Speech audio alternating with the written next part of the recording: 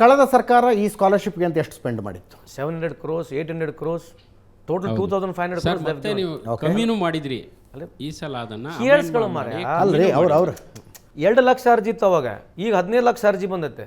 ನಾನು 15 ಲಕ್ಷ ಅರ್ಜಿ ನನಗೆ ಕಳೆದ ಸರ್ಕಾರ ಅಷ್ಟೇ ದುಡ್ಡು ಕೊಟ್ಟರೆ ನನಗೆ 3,500 ಕೋಟಿ ಬೇಕು, ನನಗೆ ಆದಾಯ ಇರತಕ್ಕಂಥದ್ದು ಕೇವಲ 1,000 ಕೋಟಿ ಮಾತ್ರ. ಇದು ಒಂದೇ ಒಂದು ಕಾರ್ಯಕ್ರಮಕ್ಕೆ.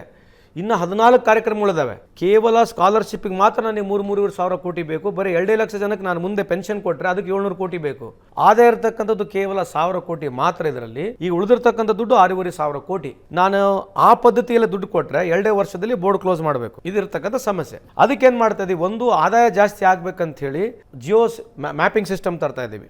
ಇನ್ನು ಮುಂದ್ಗಡೆ ಯಾವುದೇ ಹೊಸ ಬಿಲ್ಡಿಂಗ್ ಆಗ್ತಾ ಇದ್ರೆ ಆಟೋಮೆಟಿಕ್ ನಮಗೆ ದುಡ್ಡು ಬರಂಗಾಗುತ್ತೆ, ಸೋರಿಕೆ ಕಮ್ಮಿ ಆಗುತ್ತೆ. ಒಂದು. ಎರಡನೇದು, ಹಿಂದ್ಗಡೆ 2007 ಇಲ್ಲಿವರೆಗೆ ಯಾವ್ಯಾವ ಬಿಲ್ಡಿಂಗ್ಗಳು ನಮಗೆ ದುಡ್ಡು ಕೊಡಲಿಲ್ಲ, ಅದ್ರ ಬಗ್ಗೆ ಒಂದು ರಿಹರ್ಸಲ್ ಮಾಡಲಿಕ್ಕೆ, ಅದ್ರ ಬಗ್ಗೆ ಒಂದು ರೀಕನ್ಸೈಲ್ಮೆಂಟ್ ಮಾಡಲಿಕ್ಕೆ ಪ್ರಾರಂಭ ಮಾಡಿದ್ದೀವಿ.